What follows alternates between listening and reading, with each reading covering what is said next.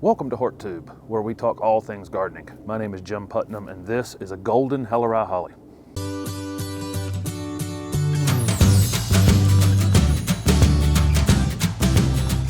This is Golden Helleri Holly, a low-growing evergreen shrub with beautiful gold new foliage.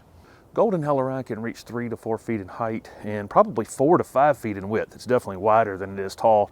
It's very easy to control this plant, much smaller than that. You can probably keep it 2.5 feet tall and 3.5 feet wide easily. Golden Helleri is best in zone 6 to 9. If you were using it in zone 6A, I'd probably just use it as a foundation plant. Almost certainly it would be damaged out in open space with the north wind on it in the wintertime. Helleri hollies have kind of a moderate rate of growth. It is much smaller growing than a lot of the other Japanese hollies, so it definitely does not grow as fast as those, but it'll still put 3 or 4 inches on all the way around in a single season. Typically, Japanese hollies will grow in pretty much any kind of conditions, any sun or shade conditions. It's typically why you see compacta hollies used as foundation plants, because it really doesn't matter which direction the house is facing. But with this Golden Helleri, it's going to need at least a half a day sun or more to keep this gold foliage. I think this thing would be almost solid green in the deep shade, or it wouldn't really look yellow. It might look just like a sickly green plant. This is definitely a great foundation plant. If you have windows that are 3 feet or lower, this is absolutely perfect for that. Or maybe you have a low front porch that you could keep this, 2.5 feet in front of. That would be great. This would also look great mass planted.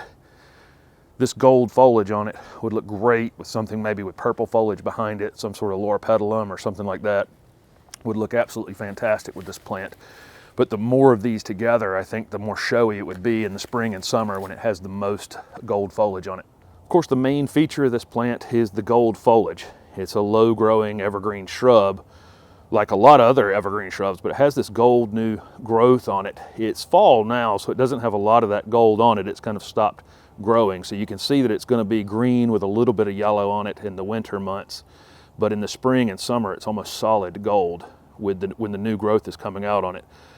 It's a nice contrast from, most of the gold stays on the outer foliage and it's greener on the interior, so it's really nice contrast. Japanese hollies are extremely easy to grow. I've linked a planting video if you're planting it in clay soils, or a separate video if you're planting in sandy soils below that will help you in planting these.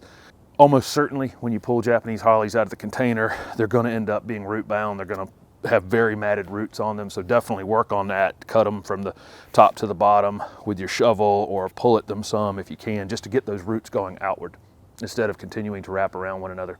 Japanese hollies are pretty drought tolerant. This is Helleri.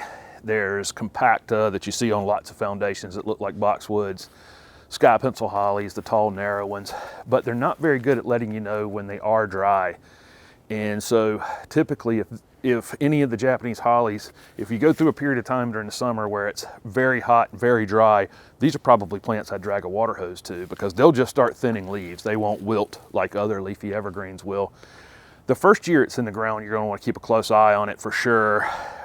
When you plant it, drown the entire space around it. Let it dry out. That may take 2-3 weeks, whatever that takes, and then drag a water hose back to it and saturate the entire area around it again, and then let it go through that drying process. That drying process is what will encourage it to root out into the surrounding soil.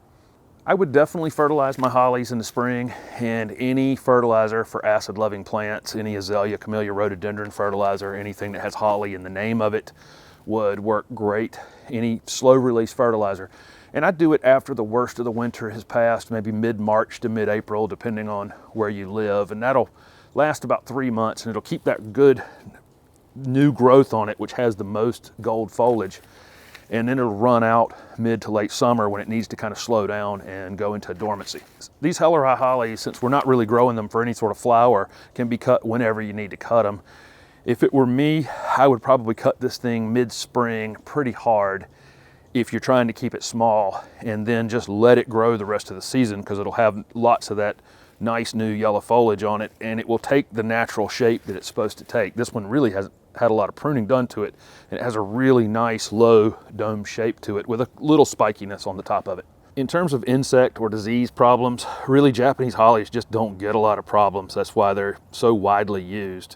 We just rarely see any insects or disease problems on these. You'll get the occasional chewing insect on them. We might get a little scale down at the base on older plants in the wood near the bottom of them, but really just not a lot of issues on these. Rarely do they need to be sprayed for anything.